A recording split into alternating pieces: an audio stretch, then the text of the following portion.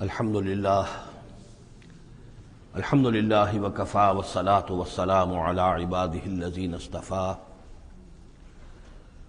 خصوصا علی افضلهم وخاتم النبیین محمد الامین وعلی آلہ وصحبہ اجمعین. اما بعد فقد قال اللہ تبارک وتعالی کما ورد فی سورة الفرقان: اعوذ باللہ من الشیطان الرجیم بسم اللہ الرحمن الرحیم. وقال الذين لا يرجون لقاءنا لولا انزل علينا الملائكة او نرى ربنا لقد استكبروا في انفسهم وعتوا عتوا كبيرا. صدق اللہ العظیم. سورہ فرقان میں پھر وہی مضمون آ گیا ہے کہ مشرکین مکہ کی طرف سے وہ ایک ہی مطالبہ تھا کہ جو دہرا دہرا کر بار بار سامنے آ رہا تھا کہ کوئی حصی معجزہ دکھایا جائے، کوئی ایسی چیز جس سے کہ بالکل واشگاف ہو جائے، واقعتاً ہم پر عیاں ہو جائے کھل کر کہ واقعی آپ اللہ کے رسول ہیں. وقال الذین لا یرجون لقاءنا، اور کہا ان لوگوں نے یا کہتے ہیں وہ لوگ جو ہماری ملاقات کے امیدوار نہیں ہیں، اسی لیے ان میں سرکشی ہے، لاؤبالیانہ پن ہے. لولا انزل علینا الملائکہ، کیوں نہیں ہم پہ فرشتے اتر آتے؟ اگر اللہ کو بھیجنا ہی ہے کوئی پیغام ہمیں تو فرشتوں کے ذریعے سے بھیجے گا. او نرى ربنا، یا ہم اپنے رب کو خود دیکھیں، رب خود سامنے آئے. لقد استکبروا فی انفسہم، انہوں نے بہت تکبر کیا ہے اپنے آپ میں، اپنا جو مقام انہوں نے سمجھا ہے کہ فرشتے ان سے کلام کریں اور اللہ ان سے ہم کلام ہو، تو در حقیقت یہ ان کے تکبر کی بنیاد پر ہے. وعتوا عتوا کبیرا، انہوں نے سرکشی کی ہے بہت بڑی. یوم یرون الملائکۃ، جس دن کے یہ دیکھیں گے فرشتوں کو، لا بشرا یومئذ للمجرمین، پھر اس دن مجرموں کے لیے کوئی بشارت نہیں ہوگی. یعنی کہ قیامت کا دن ہوگا، فرشتے آئیں گے، سب چیز عیاں ہوگی، اللہ تعالیٰ بھی نزول جلال فرمائیں گے، سارے غیب کے پردے اٹھ جائیں گے، تو پھر بشارت تو کوئی نہیں ہے مجرمین کے لیے، موقع کوئی نہیں، کوئی توبہ کا موقع نہیں. وَيَقُولُونَ حِجْرًا مَحْجُورًا، اور وہ کہیں گے کہ کوئی روک ہو، کسی طرح ہمیں بچایا جائے، کوئی روک ٹوک ہو جائے اس ساعت کو روکنے کے لیے. وَقَدِمْنَا إِلَىٰ مَا عَمِلُوا مِنْ عَمَلٍ، یہ تیسری مرتبہ وہ مضمون آ رہا ہے کہ بغیر حقیقی ایمان کے اگر نیکیاں دنیا میں کی جاتی ہیں اپنے ضمیر کو کچھ مطمئن کرنے کے لیے، اپنے دلوں کو دلاسا دینے کے لیے، تو ان کی کوئی حیثیت اللہ کے ہاں نہیں ہے. یہ سورہ ابراہیم میں بھی آ چکا ہے، اور پھر سورہ نور کے اندر ہم پڑھ چکے ہیں کہ سراب کی حیثیت رکھتی ہیں یہ نیکیاں ان کی. جیسے کہ پیاسا جو ہے وہ سمجھتا ہے کہ پانی ہے، یحسبہ الظمآن ماء حتی اذا جاءہ لم یجدہ شیئا ووجد اللہ عندہ ووفاہ حسابا، بس اللہ سریع الحساب. اور یہاں تیسری مرتبہ آ رہا ہے وَقَدِمْنَا إِلَىٰ مَا عَمِلُوا، ہم آگے بڑھیں گے ان کے اعمال کی طرف، ڈھیر لگے ہوں گے، ان کی نیکیاں ہیں، ان کی یہ خیرات ہے، یہ فاؤنڈیشن بنائی تھی، یہ یتیم خانہ کھولا تھا، یہ ہسپتال تھا، یہ تھا وہ تھا، یہ جو حاجی تھے ان کی خدمات تھیں. قدمنا الی ما عملوا، اور نقشہ ایسا کھینچا گیا جیسے کہ کوئی آئے اور آگے آگے ٹھوکر مارے، جیسے کہ فٹ بال کو کک ماری جاتی ہے. وقدمنا الی ما عملوا من عمل، ان کے وہ بڑے بڑے عمل جس پر انہیں بڑا غرہ ہوگا، بہت سہارا ہوگا کہ ہم بہت کچھ لے کر جا رہے ہیں، ہم اس کی طرف آگے بڑھیں گے. فجعلناہ ھباء منثورا، تو ہم اسے کر دیں گے اڑتا ہوا غبار. یعنی وہ جو نظر آ رہا تھا کافی کہ یہاں پہ بڑی نیکیوں کا انبار ہے، معلوم ہوگا غبار تھا اور کچھ نہیں. اسی کا وہاں نقشہ کھینچا گیا سورہ ابراہیم میں کہ جیسے ریت ہو، راکھ ہو، اور اس کے اوپر تیز آندھی آئے اور وہ ہوا ختم ہو جائے، کوئی اس کا وجود نہ رہے. یہ ہے حقیقت ان نیکیوں کی کہ جو حقیقی ایمان کے بغیر ہوتی ہیں. نیکی صرف وہی ہے کہ جو اصل ایمان باللہ اور ایمان بالآخرت کے ساتھ ہو، اللہ کی رضا جوئی اور آخرت کی جزا کے سوا کوئی شے مطلوب نہ رہے. کسی درجے میں بھی کوئی اس کے ساتھ اور اپنا مطلوب اور کوئی مقصود شامل ہو گیا، شہرت شامل ہو گئی، یا کوئی اور کوئی لوگوں کے اندر ہر دل عزیزی حاصل کر کے مجھے کوئی الیکشن لڑنا ہے، پھر ان کا مجھے لیڈر اپنے آپ کو بنانا ہے، یا کوئی اور ان کے ووٹ لینے ہیں، کوئی شے بھی شامل اگر ہو گئی تو پھر یہ کہ اللہ کی میزان میں ان کا کوئی وزن نہیں، وہ غبار ہے جو اڑ جائے گا. وَقَدِمْنَا إِلَىٰ مَا عَمِلُوا مِنْ عَمَلٍ فَجَعَلْنَاهُ هَبَاءً مَّنثُورًا۔ اصحاب الجنت یومئذ خیر مستقرا واحسن مقیلا، جنت والے لوگ جو ہے وہ اس لوگ ہوں گے بہت اچھے ٹھکانوں میں، اور ان کا جو ہوگا دوپہر کے آرام کی جگہ بہت ہی عمدہ ہوگی، قیلولے کی جگہ۔ وَيَوْمَ تَشَقَّقُ السَّمَاءُ بِالْغَمَامِ، اور یہ ہے وہ قیامت کا نقشہ جس دن کے آسمان پھٹے گا اور کچھ بادلوں کی طرح کی کیفیت ہو جائے گی۔ وَنُزِّلَ الْمَلَائِكَةُ تَنزِيلًا، اور پھر فرشتوں کو اتارا جائے گا، فوج در فوج فرشتے نازل ہوں گے۔ الملک یومئذ الحق للرحمن، اس دن تو پھر بادشاہی اور اختیار گویا کہ بالکل علم نشرہ ہو جائے گا کہ صرف رحمان کے لیے ہے۔ آج تو کچھ پردے پڑے ہوئے ہیں، اس وقت بھی اختیار اسی کا ہے، لیکن کچھ پردے پڑے ہوئے ہیں، کچھ نظر آتا ہے کہ اس کے ہاتھ میں بھی اختیار ہے، اس کے پاس بھی طاقت ہے، لیکن اس روز معلوم ہوگا کہ الملک یومئذ الحق للرحمن وکان یوما علی الکافرین عسیرا، اور وہ دن کافروں پر بہت بھاری ہوگا۔ وَيَوْمَ يَعُضُّ الظَّالِمُ عَلَىٰ يَدَيْهِ، اور وہ دن ہوگا کہ ظالم جو ہے، جو گناہ گار ہیں، مشرک ہیں، کافر ہیں، اللہ کے جو باغی تھے، وہ اپنے ہاتھوں کو کاٹیں گے اپنی جھنجھلاہٹ میں۔ یقول یا لیتنی اتخذت مع الرسول سبیلا، اور کہیں گے کاش کہ میں نے رسول کے ساتھ راستہ اختیار کیا ہوتا، رسول کے راستے پر چل رہا ہوتا، میں ان کا اتباع کرتا، ان کے ساتھیوں میں شامل ہو جاتا۔ یہی ہے وہ عض یعض، ہاتھوں کو کاٹنا، کہ جس کے لیے وہ میں نے حدیث جو آپ کو سنائی تھی کل کہ ملکن عاضن، پہلا دور دور نبوت تھا، پھر دوسرا دور دور خلافت علی منہاج النبوہ، اور تیسرا دور حضور کی اس حدیث کی روح سے ہے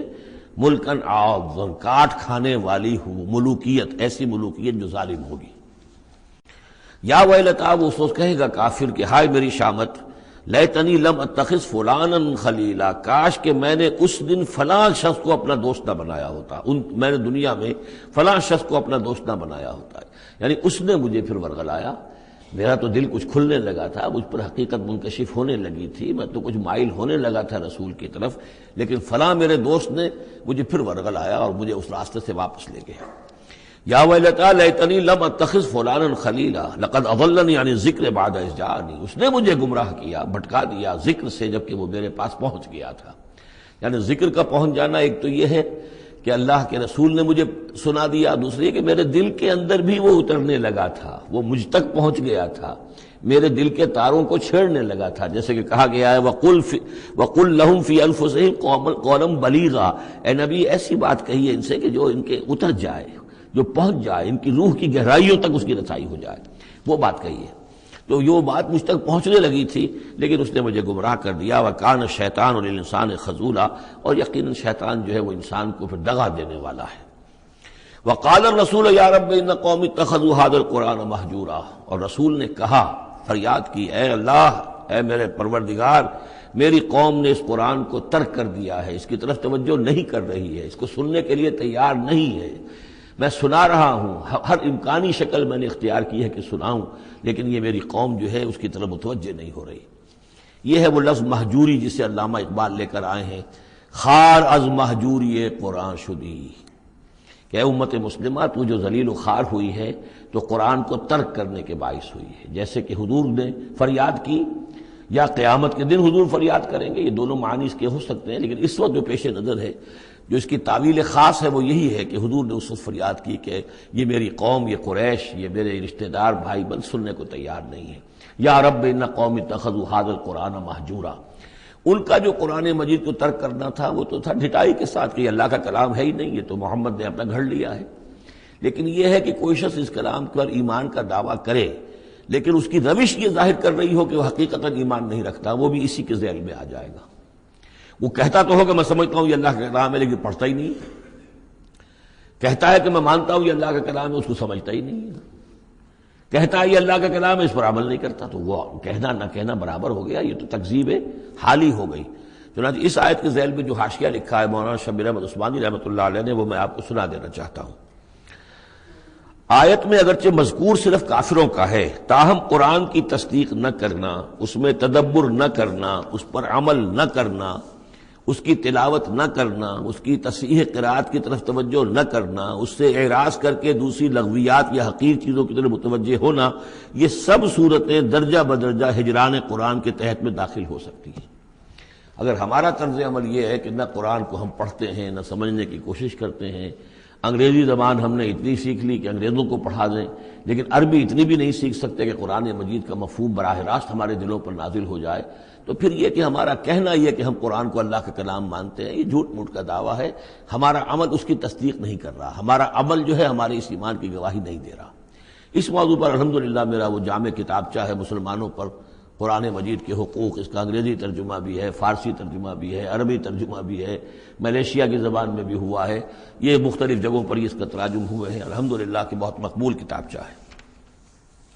وَكَذَلِكَ جَعَلْنَا لِكُلِّ نَبِيٍّ عَدُوًّا مِّنَ الْمُجْرِمِينَ، یہ مضمون پہلے بھی آ چکا ہے، سورہ نام میں بھی آ چکا ہے۔ ہم تو خود ہر نبی کے دشمن کھڑے کر دیتے ہیں تاکہ بھٹی ذرا گرم ہو، تصادم ہو، کشاکش ہو، تبھی تو اہل ایمان کے ایمان کی تو جانچیں گے نا، کون کتنے پانی میں ہے، کیا پتہ چلے گا۔ اگر سب آرام سے سمجھیے کہ ٹھنڈی سڑک پر چل کر جنت پہنچ جانا ہو تو سب چلے جائیں گے، کون نہیں جائے گا؟ وہ تو پتہ چلتا ہے، جیسے کہ آیا حفت الجنت بالمکارہ، جنت کو تو اللہ تعالیٰ نے گھیر دیا ہے ان چیزوں سے جو انسان کو بہت ناپسند ہیں۔ تکلیفیں آتی ہیں، مصیبتیں آتی ہیں، وَلَنَبْلُوَنَّكُمْ بِشَيْءٍ مِّنَ الْخَوْفِ وَالْجُوعِ وَنَقْصٍ مِّنَ الْأَمْوَالِ وَالْأَنفُسِ وَالثَّمَرَاتِ، تو جنت والے تو سے ممیز ہوتے ہیں کہ واقعتاً یہ جنت کی قیمت ادا کرنے کو تیار ہیں۔ ان اللہ اشترى من المؤمنین انفسهم واموالهم بان لهم الجنہ، جنہ خریدنا چاہتے ہو تو تمہیں اپنے جان اور مال سب دینا ہوگا۔ کذالک جعلنا لكل نبی عدوا من المجرمین، اسی طرح ہم نے ہر نبی کے لیے مجرموں میں سے دشمن کھڑے کر دیے۔ وکفى بربک ہادیا ونصیرا، اور کافی ہے تیرا رب ہدایت دینے کے لیے، جو بھی ہدایت کا طالب ہوگا اللہ ہدایت دے گا اور اس کی مدد بھی کرے گا۔ وقال الذين كفروا لولا نزل عليه القرآن جملة واحدة، یہ ایک اور اعتراض تھا ان کی طرف سے، وہ لوگوں نے کہا یہ کہ کیوں نہیں اتر گیا ان پر قرآن پورا کا پورا ایک ہی مرتبہ، یعنی اس میں اصل میں جو امپلائڈ ہے ان کا اعتراض وہ یہ تھا کہ جیسے تورات تھی وہ تو حضرت موسیٰ کو ایک دم ساری دے دی گئی لکھی ہوئی تختیوں کے اوپر، یہ جو حضور کہہ رہے ہیں صلی اللہ علیہ وسلم کہ مجھ پر یہ تھوڑا تھوڑا قرآن نازل ہو رہا ہے، تو اس میں مشابہت پیدا ہو گئی ظاہری طور پر کہ جیسے کوئی شاعر ہوتا ہے تو سارا دیوان ایک دن میں تو نہیں وہ لا سکتا، وہ تو تھوڑا تھوڑا ایک غزل کہے گا، قصیدہ کہے گا، پھر کچھ کوشش کرے گا، پھر کوئی اچھی کوئی اور نظم لائے گا، پھر وہ جمع ہو کر دیوان بنے گا۔ تو اس اعتبار سے ان کا یہ اعتراض تھا کہ کیوں نہیں قرآن پورا کا پورا ان پر نازل ہو جاتا۔ کذالک لنثبت بہ فؤادک، یہ ہم نے اس لیے کیا ہے محمد صلی اللہ علیہ وسلم کہ اس کے ذریعے سے آپ کا جی، آپ کا دل اس پر ٹھک جائے۔ ورتلناہ ترتیلا، یعنی یہ کہ حالات کے مناسبت کے ساتھ ساتھ یہ نازل ہو رہا ہے، اور یہ کہ صرف حضور کا نہیں بلکہ اہل ایمان پوری جماعت، اس لیے کہ بر وقت جب رہنمائی آتی تھی اور بر وقت جو حالات تھے اس وقت ان کے حوالے سے گفتگو ہوتی تھی تو انہیں تسکین حاصل ہوتی تھی، انہیں یہ حوصلہ ملتا تھا کہ آج جو کچھ ہمارے ساتھ ہو رہا ہے یہی نوح کے ساتھ، ہود کے ساتھ، صالح کے ساتھ ہو چکا ہے، اور بالآخر جو ہے اللہ تعالیٰ نے ان سب کو کامیاب کیا اور انہیں بچا لیا، اور باقی ان کے دشمن جو ہیں وہ ملیا بیٹ ہو گئے، تو اس سے ان کے دلوں کو سہارا ملتا ہے۔ وَلَا يَأْتُونَكَ بِمَثَلٍ إِلَّا جِئْنَاكَ بِالْحَقِّ، اور یہ کوئی بھی اعتراض آپ پر نہیں کریں گے، کوئی بھی مسئلہ آپ کے سامنے پیش نہیں کریں گے مگر یہ کہ ہم اس کے جواب میں حق لے آئیں گے آپ کے پاس، ان کو پورا جواب مل جائے گا، وَأَحْسَنَ تَفْسِيرًا، اور بہترین تشریح ہم کھول کر دیں گے۔ الَّذِينَ يُحْشَرُونَ عَلَىٰ وُجُوهِهِمْ إِلَىٰ جَهَنَّمَ، وہ لوگ کہ جو اپنے منہ کے بل، اوندھے منہ جمع کیے جائیں گے جہنم کی طرف۔ اولئک شر مکانا واضل سبیلا، یہ لوگ ہوں گے کہ جو بہت ہی برے ہوں گے اپنے مقام اور مرتبے کے اعتبار سے، اور بہت ہی بھٹکے ہوئے ہوں گے سوا سبیل سے، سیدھے راستے سے۔ وَلَقَدْ آتَيْنَا مُوسَى الْكِتَابَ وَجَعَلْنَا مَعَهُ أَخَاهُ هَارُونَ وَزِيرًا، اور ہم نے موسیٰ کی کتاب دی تھی اور اس کے ساتھ ہم نے اس کے بھائی ہارون کو اس کا وزیر بنا دیا تھا، اس کا کام میں تعاون کرنے والا، اس کی ذمہ داریوں میں اس کا ہاتھ بٹانے والا، اس کے بوجھ اٹھانے میں اس کی مدد کرنے والا۔ فَقُلْنَا اذْهَبَا إِلَى الْقَوْمِ الَّذِينَ كَذَّبُوا بِآيَاتِنَا، تو ہم نے کہا کہ تم دونوں جاؤ اس قوم کی طرف جنہوں نے ہماری آیات کو جھٹلایا ہے۔ فَدَمَّرْنَاهُمْ تَدْمِيرًا، تو پھر ہم نے ان کو ہلاک کر دیا، برباد کر دیا، اکھاڑ کر پھینک دیا، یعنی یہی جو معاملہ ہوا آل فرعون کا کہ وہ غرق کر دیے گئے۔ وَقَوْمَ نُوحٍ لَمَّا كَذَّبُوا الرُّسُلَ، اسی طریقے سے قوم نوح کو بھی جب کہ انہوں نے رسولوں کی تکذیب کی، اغرقناہم، انہیں بھی ہم نے غرق کر دیا، وجعلناہم للناس آیہ، اور انہیں ہم نے تمام نوع انسانی کے لیے ایک نشانی بنا دیا، وَأَعْتَدْنَا لِلظَّالِمِينَ عَذَابًا أَلِيمًا، اور ہم نے ظالموں کے لیے یہ دنیا کا جو عذاب استیصال تھا وہ تو نقد یہاں مل چکا ہے، اصل تو عذاب علیم آخرت کا ہے جو ان کے لیے تیار کر دیا گیا ہے۔ وعادن وثمود واصحاب الرس وقرونا بین ذلک، اور یہی معاملہ ہوا قوم عاد کا، قوم سمود کا اور کنویں والوں کا۔ اس کے بارے میں کوئی زیادہ صراحت کے ساتھ کوئی ایک رائے نہیں ہے کہ یہ بھی کوئی ایک قوم تھی جس کے پاس وہ رسول بھیجے گئے، ان کے رسول کا کیا نام تھا، وہ قوم کب اور کہاں تھی، اس کے بارے میں کوئی اتفاقی رائے نہیں ہے۔ وقرون، لیکن یہ کہ معلوم ہوتا ہے کہ انہوں نے اپنے رسول کو کسی کنویں کے اندر بند کر دیا تھا، تو وہ رس کہتے ہیں کنویں والے۔ وقرون بین ذالک، اور پھر یہ کہ ان کے مابین اور بہت سی بھی قومیں اور نسلیں اٹھی۔ وکلا ضربنا لہ الامثال، اور ہم نے ان سب کے لیے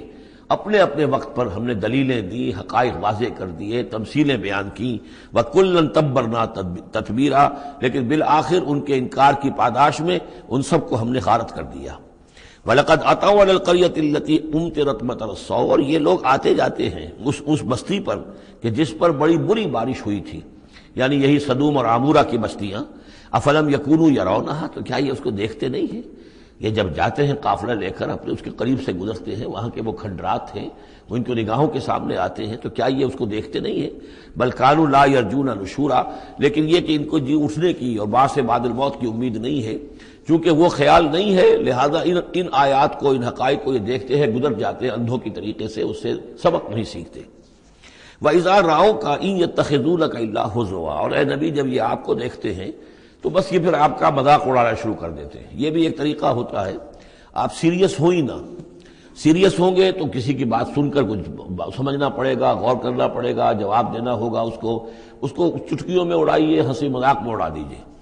وَإِذَا رَأَوْكَ إِن يَتَّخِذُونَكَ إِلَّا هُزُوًا، اور جب یہ آپ کو دیکھتے ہیں تو یہ بس یہی روش اختیار کرتے ہیں آپ کے ساتھ کہ آپ کا مذاق اڑاتے ہیں۔ أَهَٰذَا الَّذِي بَعَثَ اللَّهُ رَسُولًا، یہ ہے وہ جنہیں اللہ نے بھیجا رسول بنا کر، یعنی بڑے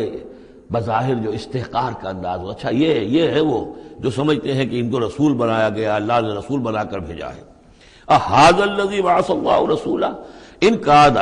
لَيُضِلُّنَا عَنْ آلِهَتِنَا، واقعتاً یہ شخص جو ہے یہ تو تل گیا تھا، قریب ہو گیا تھا کہ ہمیں اپنے معبودوں سے ورغلا دے۔ لولا ان صبرنا علیہا، اگر ہم اپنے معبودوں پر ثابت قدم نہ رہتے، صابر نہ رہتے، جمع نہ رہتے، اگر ہم نے ان کے ساتھ وفاداری کا رشتہ جو ہے، وفاداری بشرط استواری عین ایمان ہے، اگر ہم نے اس وفاداری کا رشتہ اپنے معبودوں کے ساتھ استوار نہ کیا ہوتا تو اس شخص نے تو واقعی ہمیں برگشتہ کر دیا تھا۔ وَسَوْفَ يَعْلَمُونَ حِينَ يَرَوْنَ الْعَذَابَ مَنْ أَضَلُّ سَبِيلًا، ان قریب وہ جان لیں گے جب وہ عذاب کو دیکھیں گے کون تھا بھٹکا ہوا راستے سے۔ آیا محمد اور ان کے ساتھی صلی اللہ علیہ وسلم ورضی اللہ تعالی عنہم اجمعین، یا یہ کہ تم لوگ۔ ارأیت من اتخذ الہہ ہواہ، یہ مضمون قرآن میں پھر آگے بھی آئے گا، لیکن اب نوٹ کر لیجئے اس کو۔ شرک کی یہ ایک اہم قسم ہے۔ بڑے بڑے موحدین جو ہیں وہ اپنی جگہ سمجھتے ہیں، بڑے جغادری موحد اپنے آپ کو،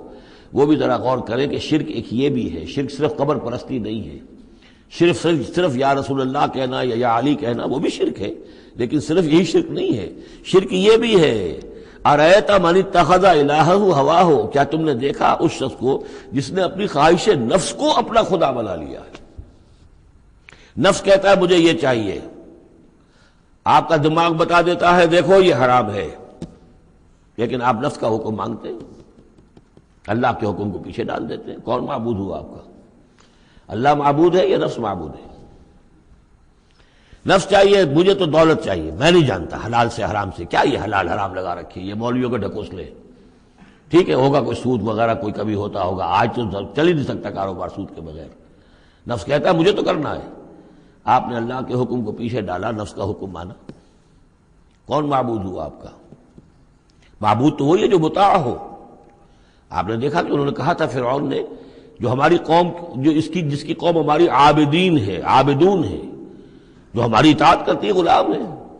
عبد وہ ہوتا ہے جو آقا کا حکم مانتا ہے، غلامی کرتا ہے، حکم مانتا ہے، فرما برداری کرتا ہے۔ تو تم نے نفس کی فرما برداری کی، تو تمہارا نفس جو ہے وہ تمہارا معبود ہے۔ چاہے تم چلے کاٹتے رہو، لا الہ الا اللہ کے جو ہے وظیفے کرتے رہو لمبی لمبی، لیکن اگر نفس پرستی کر رہے ہو، اگر نفس کی خواہشات پر عمل کرتے ہو اور اس میں حرام کو بھی تم اختیار کر لیتے ہو جس کو اللہ نے حرام کیا ہے، تو نفس تمہارا معبود ہے۔ کہہ رہے ہیں لا الہ الا اللہ، لا الہ الا اللہ، اور ہے ان کا معبود وہ خود ان کا نفس ہے۔ ارأیت من اتخذ الہہ ہواہ، کیا دیکھا تم نے اس شخص کو جس نے اپنے خواہش نفس کو اپنا الہ بنا لیا ہے، معبود بنا لیا ہے؟ افانت تکون علیہ وکیلا، تو کیا ہے نبی آپ ایسے شخص کی ذمہ داری لیں گے؟ ام تحسب ان اکثرهم یسمعون او یعقلون، کیا آپ کا خیال ہے نبی کہ یہ جو اکثریت آپ کے پاس آ کر کبھی جمگھٹا کر کے جمع ہو جاتی ہے، تو کیا ان کی اکثریت سنتی ہے یا عقل سے کام لیتی؟ یہ سنتے سناتے نہیں ہیں، یہ صرف اپنے عوام کو دھوکہ دینے کے لیے آتے ہیں کہ ہم تو گئے تھے جی سننے کے لیے، ہمیں کوئی بات ملی نہیں۔ آخر کو بات ہوتی تو مانتے نا، بات کوئی تھی نہیں۔ اتحسب ان اکثرهم یسمعون او یعقلون انہم الا کالانعام، نہیں ہے یہ مگر صرف چوپایوں کے مانند، بل ہم اضل سبیلا، بلکہ ان سے بھی گئے گزرے ہیں۔ چوپایوں کو تو اللہ نے وہ چیزیں دی نہیں تھی جو ان کو دی ہیں، وہ عقل دی نہیں تھی جو ان کو دی ہے، لیکن یہ کہ یہ ان سے بھی گئے گزرے ہیں۔ الم تر الی ربک کیف مد الظل، کیا تم نے دیکھا نہیں اپنے رب کی طرف کہ کیسے اس نے تاریکی کو پھیلا دیا؟ جب رات ہوتی ہے تو گویا کہ پورے اس پہ زمین کے اوپر تاریکی کی چادر جو ہے اوڑھ دی، جیسے کالی چادر ڈال دی گئی ہو۔ کیف مد الظل، رات کی تاریکی کی چادر اللہ اڑا دیتا ہے۔ وَلَوْ شَاءَ لَجَعَلَهُ سَاكِنًا، اگر اللہ چاہتا تو پھر اسی رات کو مستقل کر دیتا، یہ رات کھڑی رہتی ہے، کبھی دن نہ آتا۔ یہ اس سے پہلے سورہ قصص میں آیت آ چکی ہے، قصص میں آئے گی۔ قُلْ أَرَأَيْتُمْ إِنْ جَعَلَ اللَّهُ عَلَيْكُمُ اللَّيْلَ سَرْمَدًا إِلَىٰ يَوْمِ الْقِيَامَةِ مَنْ إِلَٰهٌ غَيْرُ اللَّهِ يَأْتِيكُم بِضِيَاءٍ۔ ویسے اس سے پہلے یہ مضمون آ چکا ہے کہ اللہ تعالیٰ جو ہے اگر مستقل طور پر دن کر دے تو کون رات لائے گا، اور مستقل طور پر رات کر دے تو کون دن لائے گا؟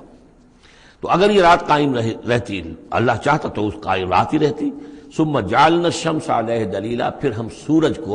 جب روشن کرتے ہیں، سورج جو تو اس سے یہ ہے کہ رہنمائی ملتی ہے، پھر اس سے معلوم ہوتا وہ یہ روشنی ہے اور وہ تاریکی تھی۔ تعرف الاشیاء بازدادها ثم قبضناہ الینا قبضا یسیرا، جب سورج طلوع ہوتا ہے تو آپ نے دیکھا ہوگا سائے بڑے لمبے پڑے ہوئے ہیں، پھر رفتہ رفتہ سورج اوپر ہونا شروع ہوا اور سایہ سمٹنا شروع ہوا، گویا کہ کوئی کھینچ رہا ہے، تنابیں کھینچ رہا ہے، ان کی یہ سائے جو ہیں اب سمٹ کر آ رہے ہیں۔ پھر ہم ان سایوں کو، ان تاریکوں کو، ظل کو اپنے قبضے میں لے لیتے ہیں، گھسیٹ لیتے ہیں۔ ثم قبضناہ الینا قبضا یسیرا وہو الذی جعل لکم اللیل لباسا، اور وہی ہے اللہ جس نے کہ تمہارے لیے رات کو بنا دیا ہے اوڑھنا، والنوم سباتا، اور رات کو بنا دیا ہے آرام اور استراحت، وجعل النہار نشورا، اور دن کو بنا دیا ہے نکل کر پھیلنے کی اور دنیا میں اور جو کام کرنے ہیں اس کے لیے مناسب ماحول بنا دیا۔ وہو الذی ارسل الرياح بشرا بین یدی رحمتہ، اور وہی ہے کہ جو بھیجتا ہے ہوائیں بشارت دیتی ہوئی اس کی رحمت کے آگے آگے۔ رحمت باران رحمت کے آنے سے پہلے پہلے آگے آگے اس سے ٹھنڈی ہواؤں کے جھونکے آتے ہیں۔ وانزلنا من السماء ماء طہورا، اور ہم نے اتارا آسمان سے پانی جو کہ بڑا پاک ہے اور پاکی حاصل کرنے کا ذریعہ ہے۔ جب پانی برستا ہے تو سب سے پہلے تو فضا کو پاک کرتا ہے، صاف کرتا ہے، اس کے جتنے بھی اس میں گرد و غبار ہے، جو پولیوشن ہے، اس سب کو بارش جو ہے اس کو صاف کرتی ہوئی نیچے لے آتی ہے، اور پھر اس کو لے جا کر سمندر کے اندر ڈال کر، اور پھر ڈسٹیلیشن وہاں سے شروع ہوتا ہے، اور وہ سارا گند وغیرہ جو ہے وہ سمندروں کے اندر رہ جاتا ہے، اور پھر بالکل صاف بخارات جو ہیں، بالکل صاف پانی جو ہے وہ اوپر جاتا ہے۔ تو یہ سائیکل ہے جو چل رہا ہے، اور یہ پانی ہی پھر اللہ تعالیٰ نے دنیا میں طہارت کے لیے ذریعہ بنا دیا ہے، صفائی کے لیے، پاکی کے لیے، ماء طہورا لنحیی بہ بلدۃ میتا، تاکہ ہم زندہ کریں اس کے ذریعے سے ایک مردہ آبادی کو، مردہ علاقے کو، مردہ زمین کو۔ ونسقیہ مما خلقنا انعاما وناسیا کثیرا، اور پھر ہم وہ پانی پلاتے ہیں اپنی مخلوقات میں سے جو بہت سے چوپائے ہیں اور بہت سے انسان ہیں۔ تو یہ پانی کا جو سائیکل چل رہا ہے، اس سے ایک طرف صفائی ہوتی ہے، فضا کی صفائی، زمین کی صفائی، اشخاص اور افراد بھی پھر اپنی صفائی نہانے دھونے کے لیے استعمال کرتے ہیں۔ اس کو ہمارے ہاں کہا جاتا ہے یونیورسل کیریئر۔ پانی کہیں کنزیوم نہیں ہوتا باڈی کے اندر، یہ جسم کے اندر، یہ وہاں بھی ایک سرکولیشن کا ذریعہ بنا ہوا ہے، خون کو سرکولیٹ کرنے کا، اور اسی کے ذریعے سے جو بھی وہ چیزیں ہیں کہ جو میٹابولزم کے جو نتائج ہیں کہ جن کو نکالنا جسم سے ہوتا ہے، وہ کہیں گردے کے ذریعے سے، کہیں وہ پھیپھڑوں کے ذریعے سے وہ چیزیں نکلتی ہیں۔ تو در حقیقت یہ پانی کا کام صفائی ہے، ہمارے جسم کے اندر بھی یہ صفائی کا کام کرتا ہے۔ وَلَقَدْ صَرَّفْنَا بَيْنَهُمْ لِيَذَّكَّرُوا، اور اس کو ہم نے گردش میں رکھا ہوا ہے لوگوں کے مابین، یہ پانی گردش، یہ جو میں نے عرض کیا تھا اس سے پہلے بھی، واٹر سائیکل جو ہے کہ یہ پہاڑوں کے اوپر جا کر جو ہے یہ اوور ہیڈ ٹینکس بن جاتے ہیں، یہ گلیشیئرس ہیں بڑے بڑے،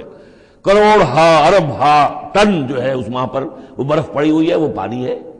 اب یہ کہ اگر آپ کو سٹور کا ہی کرنا پڑتا ہے اتنا پانی تو کس طرح کے سٹور بناتے اور کیسے ٹینک بناتے، لیکن وہ پانی وہاں پہ رکھا ہوا ہے، اوور ہیڈ ٹینکس ہیں، کتنی اونچائی پر ہے۔ اب کوہ ہمالیہ کے اوپر جو ہے تو گویا کہ ہماری اس سطح سے 6 میل اوپر ہے وہ، اب وہاں پر وہ پانی ہے پڑا ہوا ہے، اب وہ اپنی اسی کشش ثقل جو ہے زمین کی، اس کے تحت وہ پھر پانی پگھل رہا ہے، نیچے آ رہا ہے، آتا ہوا وہ سمندر میں پہنچ جاتا ہے، پھر وہاں سے اس کی وہ ویپرز بن کر اوپر جاتے ہیں۔ صرفنا بینہم، ہم نے اسے گردش میں رکھا ہوا ہے لوگوں کے مابین، لیذکروا، تاکہ وہ اس سے نصیحت اخذ کریں۔ فابا اکثر الناس الا کفورا، لیکن اکثر لوگ انکاری ہیں، وہ تو سوائے کفران نعمت کے کوئی اور روش اختیار کرنے کو تیار ہی نہیں ہے۔ وَلَوْ شِئْنَا لَبَعَثْنَا فِي كُلِّ قَرْيَةٍ نَذِيرًا، اگر ہم چاہتے تو ہر بستی میں ایک نذیر بھیج دیتے،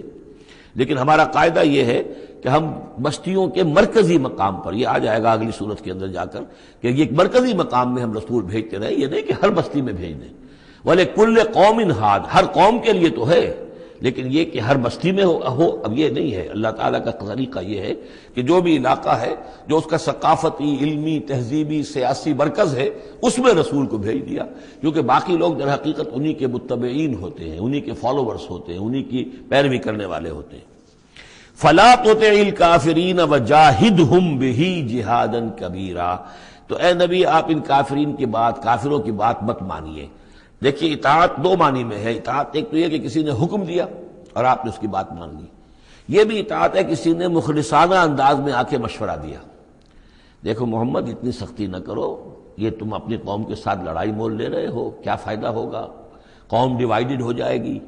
اور سوچ لو ہمارے جو قبیلے کی کوئی اگر عرب کے اندر کوئی دھاک بیٹھی ہوئی ہے تو اس لیے کہ ہمارا قبیلہ مجتمع ہے، اب اس طریقے سے تم نے جو معاملہ کر دیا، بھائی کو بھائی سے کٹوا دیا اور والدین سے بیٹوں کو جدا کر دیا، تو اس کا کیا معاملہ، اس سے بہتر ہے صلح جوئی ہونی چاہیے، اور مل جل کر کوئی بات کیجئے ایسی کہ جس سے صلح ہو جائے، کچھ آپ اپنی منوا لیں، کچھ ان کی مان لیں۔ اس قسم کا باقاعدہ کردار جو ولید بن مغیرہ کا کردار یہی تھا، اور وہ یہی چاہتا تھا کہ کسی طریقے سے یہ تصادم ختم ہو اور کسی ٹرمز کے اوپر کو مصالحت ہو جائے۔ تو بار بار جو کہا جاتا ہے فَلَا تُطِعِ الْكَافِرِينَ، تو کیا مانی، حضور کون سے کافر کی اطاعت کرنے کے لیے آمادہ تھے؟ لیکن ایسی بات ایسی ہوتی ہے کہ جس کے بارے میں کسی وقت جب کہ آدمی کسی شدید دباؤ میں ہو تو بربنائے طبع بشری ہو سکتا ہے کہ طبیعت جو ہے کچھ اس کی بات سننے کی طرف تو مائل ہو ہی جائے، جیسا کہ ہم سورہ بنی اسرائیل میں پڑھ چکے ہیں، وَإِن كَادُوا لَيَفْتِنُونَكَ عَنِ الَّذِي أَوْحَيْنَا إِلَيْكَ لِتَفْتَرِيَ عَلَيْنَا غَيْرَهُ وَإِذًا لَّاتَّخَذُوكَ خَلِيلًا، یہ لوگ تو تلے ہوئے ہیں کہ آپ کو بچلا دیں اس چیز سے کہ جو ہم نے آپ پر وحی کی ہے، کہ آپ کچھ اور گھڑ کر ہماری طرف منسوب کر دیں، پھر یہ آپ کو دوست بنا لیں گے، جھگڑا ختم، لڑائی ختم ہو جائے گی۔ لڑائی تو ان کو ہماری آیات سے ہے، ہمارے قرآن سے ہے، ذاتی آپ کے ساتھ تو کوئی جھگڑا نہیں ہے۔ لیکن یہ کہ فرمایا وَلَوْلَا أَن ثَبَّتْنَاكَ لَقَدْ كِدتَّ تَرْكَنُ إِلَيْهِمْ شَيْئًا قَلِيلًا، اور اگر ہم نے ہی آپ کو جمائے نہ رکھا ہوتا تو اے محمد صلی اللہ علیہ وسلم عین ممکن تھا کہ آپ کچھ نہ کچھ ان کی طرف جھک ہی جاتے۔ تو یہ جو دباؤ تھا شدید، اس کا اندازہ کیجئے اس سے، تو فرمایا جا رہا فَلَا تُطِعِ الْكَافِرِينَ، آپ ان کی باتیں بھی بس سنیں، اس قسم کی کسی بات کے لیے آپ جس کو کہتے ہیں ٹو لینڈ این ایئر، کہ آپ اپنا کان اس کو دیں کہ وہ آپ کے کان میں آ کر یہ بات کر دیں، یہ بھی نہ کریں، اس کی بھی آپ اس کا موقع نہ دیں۔ وَجَاهِدْهُمْ بِهِ جِهَادًا كَبِيرًا، اور آپ ان کے ساتھ اس قرآن کے ساتھ جہاد کیجئے، یہ قرآن تلوار ہے، اس کے ساتھ جہاد کیجئے اور بڑا جہاد کیجئے۔ یعنی مکے میں جو جہاد ہو رہا تھا 12 برس تک جو ہوا ہے، وہ تلوار والا جہاد نہیں تھا، وہ قتال نہیں تھا، وہ جہاد بالقرآن تھا۔ یہ بہت اہم موضوع ہے جس پہ میری تقریر موجود ہے، کتابچہ موجود ہے، بلکہ 2 ہے، جہاد بالقرآن اور پھر جہاد بالقرآن کے 5 محاذ۔ آج بھی ہمارے ہاں جو بھی قومی مسائل ہیں، ملکی مسائل ہیں، ہمارے اس وقت اجتماعی مسائل ہیں، واقعہ یہ ہے کہ ان کے لیے 5 محاذ ہیں جن پر کہ قرآن مجید کی شمشیر ہاتھ میں لے کر جہاد کرنے کی ضرورت ہے۔ اب اس وقت ظاہر بات ہے کہ اس کا موقع نہیں ہے، لیکن یہ کہ اس اعتبار سے کہ ایک انقلابی جد و جہد اللہ کے دین کو قائم کرنے کی جد و جہد میں دعوت قرآن کے ذریعے سے، تربیت قرآن کے ذریعے سے، تزکیہ قرآن کے ذریعے سے، یہ ساری چیزیں ہم پڑھتے چلے آ رہے ہیں۔ تبشیر قرآن کے ذریعے، انذار قرآن کے ذریعے، تذکیر قرآن کے ذریعے، اور جو سینوں کے اندر کے جو روگ ہیں ان کا علاج قرآن سے، شفاء لما فی الصدور، نصیحت قرآن سے، یہ سارا قرآن سے۔ تو اس حوالے سے جاہدہم بہ جہادا کبیرا وَهُوَ الَّذِي مَرَجَ الْبَحْرَيْنِ، اور وہی ہے اللہ جس نے کہ دو دریا چلا دیے، دو روئیں چلا دی. هَذَا عَذْبٌ فرات، یہ ہے بہت ہی عمدہ خوش ذائقہ اور خوشگوار اور میٹھا پانی. وَهَذَا مِلْحٌ أُجَاجٌ، اور دوسری رو چل رہی ہے کہ جو کڑوی اور نمکین پانی کی ہے. وَجَعَلْنَا بَيْنَهُمَا بَرْزَخًا وَحِجْرًا مَحْجُورًا، اور ان کے مابین ہم نے ایک پردہ لگا رکھا ہے، نظر نہیں آتا، اور ایک آڑ ہے، اوٹ ہے کہ وہ آپس میں ملتے نہیں ہیں. اللہ تعالیٰ کی یہ یعنی صنعائی ہے، اللہ کی قدرت ہے. وَهُوَ الَّذِي خَلَقَ مِنَ الْمَاءِ بَشَرًا، اور وہی ہے جس نے پانی سے بنایا انسان. فَجَعَلَهُ نَسَبًا وَسِحْرًا، اب یہاں پانی سے مراد منی بھی ہو سکتی ہے کہ جس سے ظاہر بات ہے کہ جو انسان کی تخلیق کا معاملہ ہوتا ہے، جو مشاہدے میں ہے لوگوں کے، وہ تو یہی ہے کہ گندے پانی سے تخلیق کا آغاز ہوتا ہے. فَجَعَلَهُ نَسَبًا وَسِحْرًا، اور پھر اس کے لیے ایک تو یہ کہ اس کے آباء و اجداد ہیں، نسب ہے اس کی، اور ایک سحر سسرالی رشتے بیوی کے حوالے سے بھی. اب ظاہر بات ہے کہ جو ساس اور سسر ہے وہ بھی ایک طرح کے والد اور والدہ ہی ہے. یہ بھی گویا کہ اللہ تعالیٰ نے ان کو وہی رتبہ عطا کیا ہے، اور اس طریقے سے رشتے جڑتے چلے جاتے ہیں. ورنہ تو یہ ہوتا کہ ایک ہی خاندان کے رشتے جو ہیں وہ چلے جا رہے ہیں اور آئسولیٹڈ ہونے تھے خاندان. لیکن یہ کہ جب یہ رشتے ہوتے ہیں شادی بیاہ سے تو وہ خاندانوں کے مابین ناطے بن جاتے ہیں، رشتے ہیں اور ناطے ہیں، اور اس طریقے سے تانا بانا جو ہے اس میں نوع انسانی کو اللہ تعالیٰ نے بن رکھا ہے. فَجَعَلَهُ نَسَبًا وَسِحْرًا وَكَانَ رَبُّكَ قَدِيرًا، اور آپ کا رب جو ہے وہ سب قدرت رکھنے والا ہے. وَيَعْبُدُونَ مِن دُونِ اللَّهِ مَا لَا يَنفَعُهُمْ وَلَا يَضُرُّهُمْ، اور وہ بندگی کرتے ہیں، پرستش کرتے ہیں اللہ کے سوا ان کی جو نہ انہیں کوئی نفع پہنچا سکتے ہیں اور نہ نقصان. وَكَانَ الْكَافِرُ عَلَىٰ رَبِّهِ ظَهِيرًا، اور یہ کافر لوگ جو ہیں یہ اپنے رب کی طرف پیٹھ کیے ہوئے ہیں، انہوں نے ادھر تو پیٹھ کی ہوئی ہے، ادھر توجہ کرنی ہی نہیں. وَمَا أَرْسَلْنَاكَ إِلَّا مُبَشِّرًا وَنَذِيرًا، اور نہیں بھیجا ہم نے آپ کو مگر مبشر اور نذیر بنا کر. جو بھی حق کا راستہ اختیار کریں ان کو بشارت دیجئے. روح و ریحان و جنت النعیم، اللہ کی مغفرت اور رحمت کی بشارت، اور جو لوگ اس کو رد کر دیں، انکار کر دیں، ان کو خبردار کر دیجئے کہ پھر جہنم تمہارے لیے تیار ہے. قُلْ مَا أَسْأَلُكُمْ عَلَيْهِ مِنْ أَجْرٍ إِلَّا مَنْ شَاءَ أَنْ يَتَّخِذَ إِلَىٰ رَبِّهِ سَبِيلًا، ان سے کہہ دیجئے کہ میں نے تم سے آج تک کوئی اجرت نہیں مانگی. میں نے کبھی تم سے، میں جو تمہیں یا قرآن سناتا ہوں، یہ جو شاعر لوگ آتے ہیں قصیدے پڑھتے ہیں تو کچھ انعام چاہتے ہیں. یہ سامر جو آتے ہیں جو کہانیاں سناتے ہیں راتوں کو، سامرن بہی تہجرون جو ہے، تو اس کا معاملہ کیا، وہ بھی تم سے انعام. میں نے کبھی تم سے کوئی مانگا ہے؟ میں خلوص و اخلاص کے ساتھ تمہاری خیر خواہی میں یہ کام کر رہا ہوں. قل ما اسألکم علیہ من اجر الا من شاء ان یتخذ الی ربہ سبیلا، سوائے اس کے کہ میں یہ چاہتا ہوں کہ جو بھی تم میں سے چاہے، جسے بھی توفیق ہو جائے، وہ اپنے رب کی طرف راستہ اختیار کر لے، رب کے راستے پر آ جائے. گویا کہ میرا تو اگر کوئی اجر بھی ہے تو یہی ہے، مجھے اگر کوئی شے تمہاری طرف سے مطلوب ہے تو بس یہی مطلوب ہے کہ تم سیدھے راستے پر آ جاؤ. مجھے اور کچھ اپنی ذاتی کوئی منفعت، میری کوئی ذاتی غرض نہیں. وَتَوَكَّلْ عَلَى الْحَيِّ الَّذِي لَا يَمُوتُ، اور اے نبی آپ توکل کیے رکھیے اسی ہستی پر کہ جو الحی ہے، الحی القیوم، جو کہ زندہ ہے اور زندہ جاوید ہے. الذی لا یموت، جسے کبھی مرنا نہیں ہے، جس پر کبھی موت وارد نہیں ہوگی. وَسَبِّحْ بِحَمْدِهِ، اور اس کی حمد کے ساتھ آپ تسبیح کیجئے. وَكَفَىٰ بِهِ بِذُنُوبِ عِبَادِهِ خَبِيرًا، اور اپنے بندوں کے گناہوں سے وہ کافی ہے باخبر ہونے کے اعتبار سے. یعنی آپ یہ نہ سمجھیے کہ یہ جو کچھ کر رہے ہیں یہ کہیں ایسا نہ ہو کہ ان کے معاملات جو ہیں کہ ریکارڈ نہ ہو رہے ہوں، انہیں بھرپور سزا نہ ملے. ان کا ایک ایک کرتوت ہمارے پاس ریکارڈ ہو رہے ہیں، اور ان کے تمام چیزیں جو ہیں ان کا ان کو بھرپور جواب دینا پڑے گا اور بھرپور بدلہ انہیں ملے گا. الذی خلق السماوات والارض وما بینہما فی ستۃ ایام، وہی کہ جس نے پیدا کیا آسمانوں اور زمین کو اور جو کچھ کہ ان کے مابین ہے 6 دنوں میں. ثم استوى علی العرش، پھر وہ متمکن ہو گیا عرش پر، تخت پر. الرحمن، وہ رحمان ہے. فاسأل بہ خبیرا، تو ذرا پوچھو، کوئی ہے کہ جو اس کی خبر رکھتا ہو، جو اس کے بارے میں معلومات رکھتا ہو، ان سب سے پوچھو اس رحمان کی صفات کیا ہیں، اس رحمان کی شان کیا ہے. جاؤ تم تلاش کرو. یہ جو کبھی ہم پڑھا کرتے تھے ہائی اسکول میں ہمارے زمانے میں کہ مجھ کو ہے تیری جستجو، مجھ کو تیری تلاش ہے، خالق میرے کہاں ہے تو، مجھ کو تیری تلاش ہے. تو ایک ارج ہے انسان کے اندر، وہ محسوس کرتا ہے کہ کوئی ہے، کوئی تو ہے جس نے مجھے پیدا کیا ہے. اب میں کیسے تلاش کروں، کہاں ملوں، کہاں ملے گا، کیسے اسے بات ہو سکتی. فاسأل بہ خبیرا، تو جاؤ ایسے لوگوں کو تلاش کرو کہ جو اس کے ساتھ کچھ آشنائی رکھتے ہوں، جو اس کے جاننے والے ہوں، جس کی کوئی دوستی ہو، اور ان کی صحبت اختیار کرو. کونوا مع الصادقین، تو یقیناً تمہیں جو ہے اللہ تعالیٰ کی معرفت حاصل ہوگی. وَإِذَا قِيلَ لَهُمُ اسْجُدُوا لِلرَّحْمَٰنِ، اور جب ان سے کہا جاتا ہے کہ سجدہ کرو رحمان کو، قالوا وما الرحمن، کیونکہ یہ رحمان کے لفظ سے بدکتے تھے، یہ صرف اللہ کا لفظ استعمال کرنا چاہتے تھے۔ رحمان جو ہے، یہ جو مشرکین مکہ تھے یہ کہتے تھے یہ نام تم کہاں سے لے آئے ہو، یہ ہمارے لیے قابل قبول نہیں ہے۔ قالوا وما الرحمن، ان کا یہ رحمان کون ہے؟ انسجد لما تأمرنا، کیا ہم سجدہ اسے کریں جس کا تم ہمیں حکم دے رہے ہو؟ اس میں ہے وہ شقاق جو ہوتی ہے زدم زدہ، ٹھیک ہے تمہارے کہنے تو ہم یہ نہیں کریں گے، مطلب یہ کہ چاہے تو تم بات کہہ رہے ہو حق ہے، لیکن یہ کہ چونکہ تم کہہ رہے ہو اس لیے ہم نہیں کریں گے، اس کا تو مطلب یہ ہوگا کہ ہم نے تمہاری بات مان لی اور تم جیت گئے۔ انسجد لما تأمرنا، کیا اس کو ہم پوجیں گے جس کا کہ آپ ہمیں حکم دے رہے ہیں؟ وزادہم نفورا، اور اس سے ان کے اندر نفرت اور بدکنا ہی بڑھ رہا ہے، فرار اور بھاگنا اور دوڑنا۔ تبارک الذی، یہ جو آخری رکوع ہے سورہ مبارکہ کا، یہ ہمارے اس مطالعہ قرآن حکیم کے منتخب نصاب کا وَإِذَا قِيلَ لَهُمْ، سجدہ کر لیجیے، ٹھیک ہے۔ سجدہ تلاوت کے ضمن میں سورہ حجر کے آخر میں جو سجدہ آیا تھا، بعض حضرات نے اس پر اشارہ کیا تھا، وہ امام ابو حنیفہ کے نزدیک وہ آیت سجدہ نہیں ہے،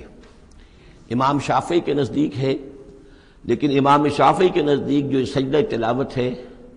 یہ واجب نہیں ہے، یہ آپشنل ہے، کوئی شخص کرنا چاہے تو کرے، نہ کرے تو اس پر گناہ نہیں ہے، جبکہ امام ابو حنیفہ کے نزدیک یہ واجب ہے، کرنا ضروری ہے، لیکن اس مقام پر امام ابو حنیفہ کے نزدیک سجدہ نہیں ہے۔ یہ میں عرض کر رہا تھا کہ یہ جو آخری رکوع ہے سورہ فرقان کا، یہ ہمارے اس مطالعہ قرآن حکیم کے منتخب نصاب کا ایک اہم درس ہے۔ اس کے میں نے عرض کیا تھا پہلا حصہ 4 بہت جامع اسباق پر مشتمل ہے، سورۃ العصر، آیت البر، 2 ہم اس میں سے پڑھ چکے ہیں۔ دوسرے حصے میں کچھ ایمان کے مباحث تھے، ایمان کی ماہیت، ایمان کی حقیقت، اس میں ہم سورہ آل عمران کے آخری رکوع کی آیات پڑھ چکے ہیں، سورہ فاتحہ پڑھ چکے ہیں، اور ابھی حال ہی میں سورہ نور میں یہ آیات نور جو ہیں، 5واں رکوع سورہ نور کا۔ تیسرا حصہ ہے اس کا عمل صالح کی تشریح پر۔ تو عمل صالح کے ضمن میں سب سے پہلے مرحلہ آتا ہے انفرادی شخصیت، انفرادی سیرت و کردار۔ اس کا سب سے پہلا سبق وہ تھا جو ہم پڑھ چکے ہیں سورہ مومنون کے شروع میں، وہ 11 آیات۔ تعمیر سیرت کی اساسات کیا ہیں، کن چیزوں پر، کن بنیادوں پر جو اللہ چاہتا ہے کہ ایک بندہ مومن کی سیرت جو ہے وہ تعمیر ہو، وہ کن اساسات پر ہوگی۔ تو قد افلح المؤمنون الذین هم فی صلاتهم خاشعون والذین هم عن اللغو معرضون والذین هم للزکاة فاعلون والذین هم لفروجهم حافظون الا علی ازواجهم او ما ملکت ایمانهم فانهم غیر ملومین فمن ابتغى وراء ذلك فاولئک هم العادون والذین هم لاماناتهم وعهدهم راعون والذین هم علی صلواتهم یحافظون اولئک هم الوارثون الذین یرثون الفردوس هم فیها خالدون۔ تو یہ تو گویا کہ اساسات ہیں۔ اب یہ کہ وہ پوری تعمیر شدہ شخصیت، میچور بندہ مومن، پوری تعمیر شدہ شخصیت، اس کے خد و خال کیا ہوں گے، وہ ہے کہ جو اس رکوع میں آ رہے ہیں۔ ایک میچور بندہ مومن کی شخصیت جو ہے اس کے کیا خصائص ہیں، کیا اوصاف ہیں۔ لیکن اس سے پہلے 2 آیات کے اندر ایمان کے ضمن میں جو قرآن مجید کا جو فطری طرز استدلال ہے اس کا خلاصہ آ گیا ہے۔ تبارک الذی جعل فی السماء بروجا، بہت بابرکت ہے وہ ذات جس نے کہ آسمان میں برج بنائے، وجعل فیہا سراجا وقمرا منیرا، اور اس میں رکھ دیا ایک چراغ اور چاند جو کہ روشن ہے۔ اب یہاں نوٹ کیجئے کہ سورج کو سراج کہا ہے۔ سورج میں چونکہ کمبسچن کا عمل تحریک، جل رہا ہے، اس کے اندر حرارت ہے، لہذا اس کو چراغ کہا ہے، اور قمر کو نور کہا ہے صرف، کیونکہ یہ ریفلیکشن ہے، قمر کے اندر کوئی جو ہے پروسیس کمبسشن کا نہیں ہے، کوئی اس کے اندر حرارت نہیں ہے، بلکہ وہ تو ٹھنڈی جگہ ہے، ایسے ہی جیسے کہ ہماری زمین کی سطح ہے ویسے ہی اب تو جا کر لوگ دیکھ بھی آئے ہیں اپنے قدموں تلے، یوں بھی سمجھیے کہ اس زمین کو روند بھی آئے ہیں، چاند کی زمین کو۔ تو یہ اس کا نور ہے، لیکن وہ نور ریفلیکٹڈ ہے، اور سراج جو ہے وہ ہے اصل میں سورج۔ وَهُوَ الَّذِي جَعَلَ اللَّيْلَ وَالنَّهَارَ خِلْفَةً، اور وہی ہے جس نے کہ دن اور رات کو بنا دیا ہے ایک دوسرے کے پیچھے لگا ہوا، لمن اراد ان یذکر،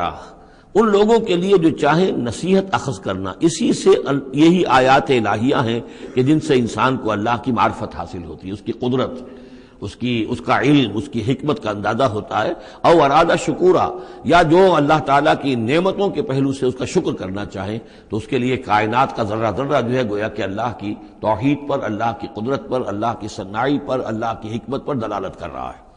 بس یہ دو آیتیں تو سمجھیے کہ ایمان کے ضمن میں تمہیدی آیتیں ہیں. اب وہ ایک نقشہ کھینچ رہے ہیں کہ اللہ کے عباد الرحمن، اللہ کے بندے، خاص اللہ کے بندے، اللہ کے چہیتے بندے، اللہ کے محبوب بندے کیسے ہوتے ہیں. اس کو پڑھیے اسی طریقے سے کہ دل میں ارادہ رکھیے، کم سے کم امنگ اور آرزو تو ہو کہ ہم بھی اللہ تعالی ہمیں توفیق دے کہ ہم ایسے ہی بننے کی کوشش کریں. وعباد الرحمن الذین یمشون علی الارض ہونا،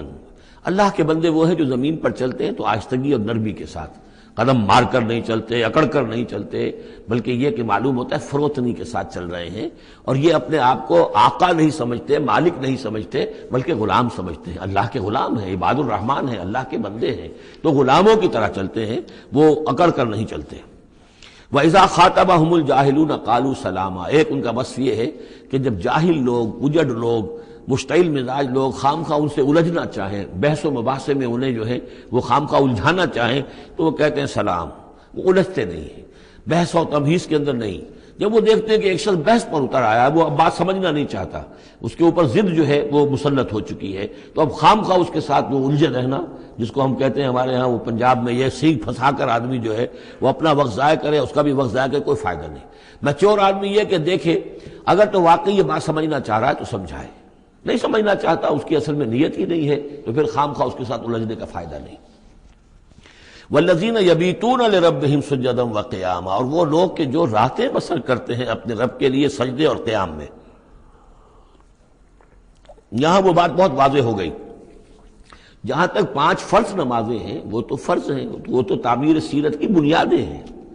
ان کی تو مداومت کرنی ہے. والذین یحافظون والذین هم علی صلواتہم یحافظون. لیکن یہ لوگ جو ہیں جن کے دل آشنا ہو گئے ہوں اللہ سے،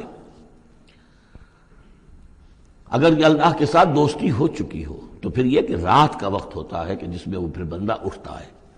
کوئی دیکھ نہیں رہا ہے، لوگ سوئے ہوئے ہیں، کوئی ڈسٹربنس نہیں ہے. خیر ہماری تو آج کل شہری زندگی میں راتوں میں بھی ڈسٹربنس رہتی ہے، لیکن یہ کہ عام طور پر بہرحال دن کے مقابلے میں تو ایک سکون کی کیفیت ہوتی ہے. اس وقت اپنے رب سے راز و نیاز کی باتیں، کبھی اس کے سامنے کھڑے ہیں، کبھی سر بسجود ہیں. والذین یبیتون لربہم سجدا وقیاما والذین یقولون، اور وہ کہتے رہتے ہیں سب کے باوجود، ربنا اصرف عنا عذاب جہنم، اے رب ہمارے عذاب جہنم کو ہم سے پھیر دے، دور کر دے. یہ سورہ نور میں بھی ہم نے پڑھا تھا کہ وہ ساری شخصیت جو ہے بیان کرنے کے بعد وہ اس کے بعد بھی لرزاں و ترساں رہتے ہیں. یوما تتقلب فیہ القلوب والابصار، ڈرتے رہتے ہیں اس دن کے خیال سے کہ جس میں نگاہیں اور دل الٹ دیے جائیں گے قیامت کے دن سے. ان عذابہا کان غراما، یقیناً اس کا عذاب جو ہے وہ چمٹ جانے والی شے ہے. انہا ساعت مستقر و مقامہ، پروردگار وہ جگہ جہنم جو ہے یقیناً بہت بری جگہ ہے، مستقل قیام کے لیے بھی اور تھوڑی دیر کے لیے بھی. جو میں نے عرض کیا تھا کہ دنیا میں بری سے بری جگہ بھی جو ہے اس میں بھی آپ تھوڑی دیر کے لیے جائیں گے تو ریکریشن ہو جائے گی چینج کی وجہ سے، اور اچھی سے اچھی جگہ جو ہے اس میں بھی مستقل رہنا پڑے تو پھر اس کے اندر کوئی حسن اور کوئی جو ہے دلچسپی باقی نہیں رہے گی. تو اس کے بجائے جو جنت کا اور جنت کا تصور دیا جا رہا ہے، جنت اتنی اچھی جگہ ہے کہ مستقل طور پر رہنے کے باوجود اس کی دلچسپیوں میں، اس کی رعنائیوں میں کوئی کمی نہیں ہوگی. اور جہنم اتنی بری جگہ ہے کہ ایک لحظے کے لیے بھی کسی کا قدم وہاں گیا تو وہ اپنی پوری جو ہے سختی اس کے اوپر ظاہر کر دے گی. والذین اذا انفقوا لم یسرفوا ولم یقتروا وکان بین ذلک قواما، اور وہ لوگ کہ جو خرچ کرتے ہیں تو نہ تو وہ اسراف کرتے ہیں اور نہ ہی بخل سے کام لیتے ہیں، بلکہ اس کے بین اعتدال جو ہے واقعہ یہ ہے کہ دنیا کا مشکل ترین کام ہے، توازن اور اعتدال. ظاہر بات ہے یہ لوگ جو میچور ہیں، سمجھدار ہیں، اب ان کے ہاں یہ ہوگا کہ ان کے اس خرچ کرنے کے معاملے میں بھی اعتدال ہوگا. والذین لا یدعون مع اللہ الہا آخر، 3 کبیرہ گناہ وہ ہیں جیسا کہ ہم نے پڑھا ہے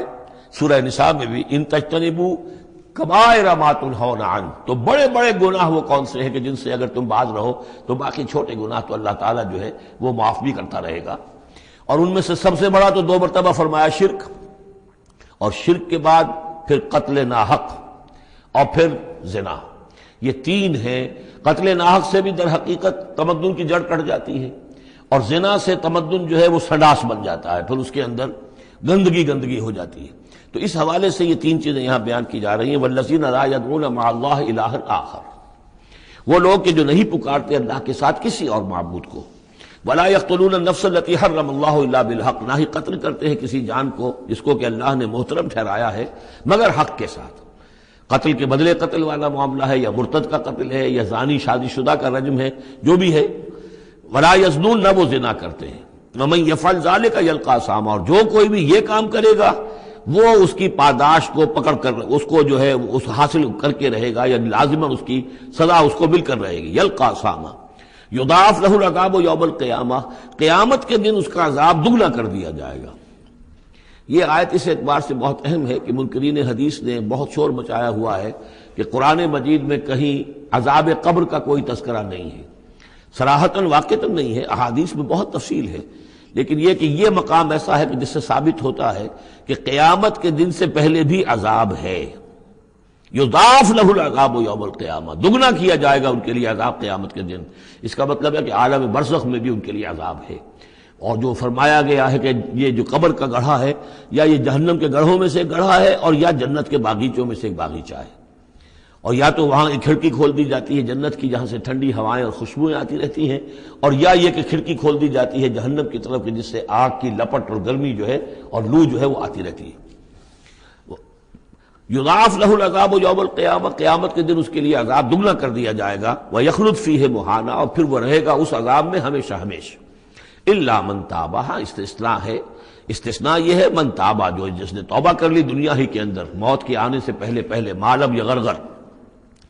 الا من تاب و آمن، اور ایمان لایا۔ گویا کہ جو شخص اس قسم کے گناہوں میں مبتلا ہوتا ہے چاہے وہ قانوناً کافر نہ ہو، حقیقتاً وہ کافر ہو جاتا ہے، ایمان اس کے دل سے نکل جاتا ہے، لہذا توبہ گویا کہ اثر نو ایمان لانے کے مترادف ہے۔ الا من تاب و آمن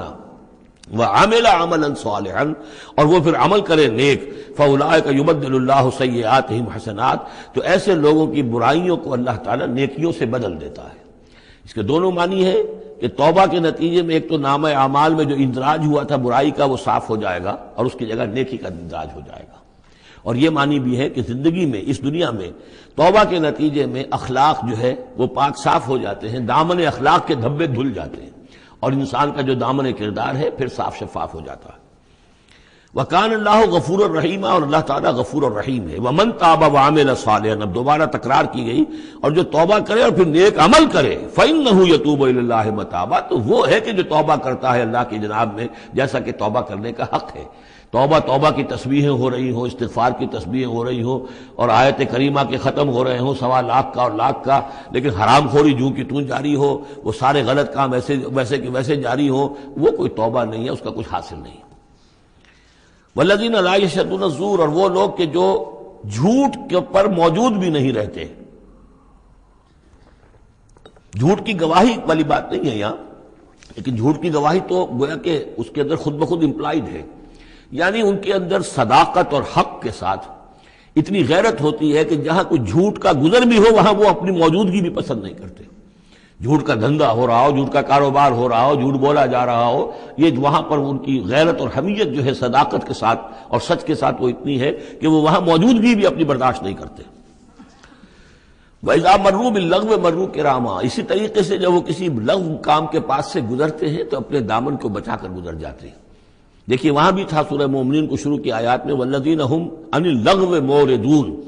کہ جو لغو سے اعراض کرتے ہیں۔ اور یہاں یہ کہ اس کے پاس سے اگر گزر ہو بھی جائے اتفاقاً، خود تو قصد کرنا جو ہے بہت دور کی بات ہے، اس کا کوئی امکان ہی نہیں، اتفاقاً آپ راستہ چل رہے ہیں اور دیکھ رہے ہیں کوئی مداری کا تماشا ہو رہا ہے، آپ کا کوئی ارادہ نہیں تھا، لیکن وہاں رکیے بھی نہیں، وہاں سے جو ہے اپنے دامن کو بچاتے ہوئے نکل جائیے۔ والذین اذا ذکروا بآیات ربہم، اور وہ لوگ کہ جن کو جب ان کے رب کے آیات کے ذریعے سے نصیحت کی جاتی ہے، سمجھایا جاتا ہے، لم یخروا علیہا صما وعمیانا، تو نہیں گر پڑتے اس پر بہرے اور اندھے ہو کر۔ اس کے بھی دونوں معنی ہیں، ایک تو یہ کہ مخالفت پر اندھے بہرے ہو کر کمر کس لینا جیسے کہ قریش کر رہے تھے، تو گویا کہ تعریض ہے، ان پر ایک تنزیہ انداز ہے یہ کہ یہ لوگ جس طریقے سے کر رہے ہیں وہ معاملہ اللہ کے بندوں کا نہیں ہوتا۔ لیکن یہ دوسری طرح یہ بات بھی ہے کہ آیات قرآنیہ کو بھی اندھے بہرے ہو کر تو نہیں پڑھنا ہے اور سننا ہے، بلکہ غور کرنا ہے۔ افلا یتدبرون القرآن ام علی قلوب اقفالها، تو کیا یہ قرآن کی آیت پر تدبر نہیں کرتے؟ وَتَدَبَّرُوا فِيهِ لَعَلَّكُمْ تُفْلِحُونَ، تدبر کرو تاکہ تم سمجھو۔ تو اس طریقے سے محض جو ہے وہ قرآن مجید کو بھی اندھے بہرے ہو کر جو ماننا جو ہے اس سے بھی بہرحال عباد الرحمن جن کی یہاں تعریف کی جا رہی ہے ان کے مقام سے وہ جو مقام ہے ان کے مرتبے سے فروتر ہے۔ والذین یقولون ربنا ھب لنا من ازواجنا وذریاتنا قرۃ اعین، اور وہ لوگ جو کہتے ہیں کہ اے رب ہمارے ہمیں اپنی بیویوں اور ہماری اولاد کی طرف سے آنکھوں کی ٹھنڈک عطا فرما، یعنی یہ کہ جس راستے پر ہم چل رہے ہیں ہماری اولاد ہمارے گھر والے بھی اسی راستے پر چلیں تاکہ ہماری آنکھیں ٹھنڈی ہوں۔ ایسا نہ ہو کہ میں تو اللہ کے دین کے راستے کی طرف چلنے کی کوشش کر رہا ہوں اور اولاد کسی اور طرف کو دور لگا رہی ہے، تو ایک کشاکش ہے۔ پھر یہ جو صورتحال جو ہے فرکشن گھر کے اندر پیدا ہوتی ہے، تو اللہ تو ہمیں ہمارے گھر والوں سے آنکھوں کی ٹھنڈک عطا فرما، اور آنکھوں کی ٹھنڈک ظاہر بات ہے عباد الرحمن کی کن چیزوں میں ہوگی کہ وہ بھی اللہ کے بندے بنے، اللہ کی بندگی کے راستے کو اختیار کریں۔ وَاجْعَلْنَا لِلْمُتَّقِينَ إِمَامًا، اور ہمیں متقیوں کا امام بنا۔ اس کا یہ مطلب نہیں ہے کہ امامت کی طلب ہے، بلکہ یہ کہ ہم خود امام ہیں۔ ایک شخص اپنے گھر کا سربراہ ہے، امام ہے، تو اے اللہ جن کے ہم امام ہیں انہیں متقی بنا دے، اس لیے کہ ظاہر بات ہے کہ میدان حشر میں جب ہم چلیں گے تو ایک شخص کے پیچھے اس کی اولاد چلی آ رہی ہے اور معلوم کو وہ تو جہنمی ہے جو چلے آ رہے ہیں، یہ خود تو بہرحال ایک نیک آدمی تھا نہیں، ہمارے پیچھے جو ہماری نسلیں آئیں اے اللہ انہیں بھی متقی بنا، جن کے ہم امام ہیں، جو ہمارے پیچھے ہیں، جن کے کہ ہم دنیا میں جیسے کہ فرمایا ہے ایک حدیث میں بھی آتا ہے کلکم راعٍ وکلکم مسئول عن رعیتہ، تم میں سے ہر شخص کی حیثیت ایک چرواہے کی ہے، اور اللہ نے کچھ نہ کچھ مخلوق جو ہے اپنی اس کے چرواہے کے حوالے کی ہے۔ تمہاری اولاد ہے، تمہاری بیوی ہے، یہ گھر کنبہ ہے، یہ تمہارا جو ہے یہ گویا کہ تمہارے متبعین ہیں، تمہارے فالوورز ہیں، تو اللہ ہمارے فالوورز کو متقی بنا دے اور ہماری جو امامت ہے وہ متقیوں کی امامت ہو۔ اولئک یجزون الغرفۃ بما صبروا، یہ وہ لوگ ہیں کہ جن کو بالا خانے ملیں گے ان کے صبر کی جزا میں، انہوں نے صبر کیا۔ ظاہر بات ہے کہ اللہ دنیا میں بے شمار مواقع آتے ہیں حرام خوری کے، ایک بندہ مومن بچتا ہے، بہت سے مواقع پر اللہ تعالیٰ موقع دے کر آزما لیتا ہے کہ ذرا سی بھی اس کی اندر کمی ہو تو پھر یہ نکل جائے کسی غلط راستے کی طرف۔ انسان جو ہے صبر کرتا ہے، جذبات کو روکتا ہے، اپنی خواہشات کو روکتا ہے، شہوات کو تھامتا ہے، ان تمام چیزوں کو سنبھال کر یہ سب گویا کہ پوری زندگی صبر ہے۔ تو بما صبروا اولئک یجزون الغرفۃ بما صبروا، یہ وہ لوگ ہوں گے کہ جنہیں بدلے میں ملیں گے بالا خانے جنت کے ان کے صبر کے عوض۔ وَيُلَقَّوْنَ فِيهَا، ان کا استقبال کیا جائے گا وہاں جنت میں، ان بالا خانوں میں، تحیۃ وسلاما، سلام کے ساتھ اور دعاؤں کے ساتھ۔ خالدین فیہا، وہ رہیں گے اس میں ہمیشہ ہمیش۔ حسنت مستقرا و مقاما، بہت ہی عمدہ ہے وہ جگہ، مستقر کے طور پر بھی، مستقل قیام گاہ کے طور پر بھی، اور مقامہ تھوڑی دیر کے لیے بھی۔ تو یہ گویا کنٹراسٹ ہے، جہنم کو فرمایا ساعت مستقر و مقامہ، اور جنت حسنت مستقر و مقامہ۔ قل ما یعبأ بکم ربی، اے نبی ان سے کہہ دیجئے میرے رب کو تمہاری کوئی پرواہ نہیں ہے، یہ نہ سمجھو کہ میں تمہارے پیچھے اپنے آپ کو ہلکان کر رہا ہوں، تو میرے رب کو کوئی تمہاری ضرورت ہے، میری یا میرے رب کی کوئی ضرورت اٹکی ہوئی ہے تمہارے بغیر، وہ بات پوری نہیں ہوگی، یہ چھپر تم ہی اٹھاؤ گے تو اٹھے گا ورنہ اٹھ نہیں سکتا، یہ نہ سمجھو۔ قل ما یعبأ بکم ربی لولا دعاؤکم، اگر نہ ہوتا تمہیں پکارنا۔ اللہ نے یہ بات اپنے ذمے لی ہوئی ہے کہ تمہیں خبردار کر دیا جائے۔ اللہ تعالیٰ وما کنا معذبین حتی نبعث رسولا، ہم عذاب نہیں بھیجتے رہے جب تک کہ رسول کو نہ بھیج دیں، اس لیے مجھے بھیج دیا ہے، میں لگا ہوا ہوں اس کے حکم سے، میں تمہاری گلیوں میں بھی تمہیں سنا رہا ہوں، تمہارے گھروں میں جا کر تم سے بات کر رہا ہوں، اکیلے اکیلے بھی بات کر رہا ہوں، ڈنکے کی چوٹ بھی کر رہا ہوں، لیکن یہ نہ سمجھو کہ کوئی اس میں میری غرض ہے یا میرے رب کی کوئی ضرورت ہے۔ قل ما یعبأ بکم ربی، میرے رب کو تمہاری پرہکا کے برابر کوئی وقت تمہاری نہیں ہے ان کے نزدیک، لولا دعاؤکم، اگر نہ ہوتا تمہارا پکارنا، فقط کذبتم، تو دیکھو تم نے جھٹلا دیا ہے، فسوف یکون لزاما، اب عنقریب یہ تمہارے ساتھ چمٹ کر رہے گا، یعنی یہ کہ اس کا جو عذاب ہے، اس کی جو پاداش ہے وہ تمہیں مل کر رہے گی۔ سورۃ الشعراء، جیسا کہ میں نے عرض کیا تھا کہ یہ اس گروپ میں جو یہ مکی صورتیں ہیں 8 آ رہی ہیں، 8 میں سے ایک ہم نے پڑھ لی، یہ ایک جو ہے یہ بغیر حروف مقطعات کے تھی، تبارک الذی نزل الفرقان علی عبدہ لیکون للعالمین نذیرا۔ باقی 7 صورتیں وہ ہیں کہ جو حروف مقطعات سے شروع ہوتی ہیں، 2 طا سین میم سے ہیں، 1 طا سین سے ہے، پھر 4 جو ہیں وہ الف لام میم الف لام میم الف لام میم الف لام میم۔ تو الف لام میم سے کل 6 صورتیں قرآن میں ہیں، 2 مدنی، سورہ بقرہ، سورہ آل عمران وہ بالکل شروع میں، اور 4 مکیات ہیں وہ جو اب آگے آئیں گی۔ یہ سورۃ الشعراء جو ہے یہ قرآن مجید کی اس اعتبار سے سب سے نمایاں صورت ہے کہ مکی صورتوں میں تعداد کے اعتبار سے آیات جو ہیں وہ سب سے زیادہ اس میں ہے، 227 آیات ہیں، لیکن یہ کہ رکوع کل 11 ہیں۔ یہ وہی انداز ہے، چھوٹی چھوٹی آیتیں، تیز ردم جو ابتدائی صورتوں کا ہوتا ہے، بالکل وہ انداز ہے یہاں پر جو سورۃ الحجر والا ہے۔ سورۃ الحجر کو بھی ہم نے دیکھا کہ وہ بھی چھوٹی چھوٹی آیتیں تھیں اور اس کے اندر صوتی آہنگ بھی بہت نمایاں، اسی طریقے سے یہ سورہ شعراء ہے۔ ویسے حجم کے اعتبار سے سب سے بڑی مکی سورت سورہ اعراف ہے، 24 رکوع، آیتیں اس کی 207 ہیں، یہ 11 رکوع اور آیتیں 227 ہیں، یعنی 20 آیات فی رکوع اس کی اوسط بنتی ہے۔ پھر اس میں وہ آیت بھی موجود ہے کہ جس سے معلوم ہو جاتا ہے کہ یہ بھی ابتدائی 4 سالوں کی صورت ہے۔ تو جیسا کہ میں نے آپ کو بتایا تھا کہ ابتدائی 4 سالوں کی صورتیں ہیں اکثر و بیشتر وہ جو سورہ قاف کے بعد ہے، لیکن ایک سورہ ہجر جو ہے وہ پچھلے گروپ کے اندر اور ایک جو ہے وہ اس گروپ کے اندر شامل کر دی گئی، اور اس کی جو حکمت میری سمجھ میں آتی ہے، اس کے علاوہ ہو سکتا ہے کہ اور بڑی حکمت ہو جس وقت میری رسائی نہیں ہوئی ہے، کہ اس میں ایک منوٹنی جو ہے قرآن مجید کی صورتوں کے مضامین کے اندر جو پھر مشابہت آتی ہے، تو ایک ہی مضمون کی صورتیں مسلسل چلتی رہے تو اس سے بھی ہو سکتا ہے کہ طبیعت انسانی جو ہے اس کے اندر اس کی دلچسپی میں کچھ کمی ہو جائے، تو وہ انداز بدلتا، تنوع جو ہے اس کے لیے اس صورت کو یہاں پہ شامل کیا گیا۔ بسم اللہ الرحمن الرحیم، طاسیم میم، تلک آیات الکتاب المبین، یہ ایک روشن کتاب کی آیات ہیں۔ لعلک باخع نفسک الا یکونوا مؤمنین، اے نبی شاید آپ اپنے آپ کو ہلاک کر لیں گے اس صدمے میں کہ یہ ایمان نہیں لا رہے۔ ان نشاء ننزل علیہم من السماء آیۃ فظلت اعناقهم لها خاضعین، اگر ہم چاہیں تو ان پر ابھی آسمان سے ایک ایسی نشانی اتار دیں کہ ان کی گردنیں جھک کر رہ جائیں۔ ہماری قدرت سے تو کوئی بعید نہیں ہے، لیکن ہماری حکمت ہے، ہماری مشیت ہے، ہم اس طرح کی نشانی نہیں دکھائیں گے، اس طرح کا معاملہ ہم نہیں کریں گے۔ اس کی حکمت اس صورت کے اندر بیان ہو رہی ہے، وہ ابھی آپ دیکھیں گے۔ لعلک باخع نفسک الا یکونوا مؤمنین ان نشاء ننزل علیہم من السماء آیۃ فظلت اعناقهم لها خاضعین وما یاتیہم من ذکر من الرحمن محدث الا کانوا عنہ معرضین،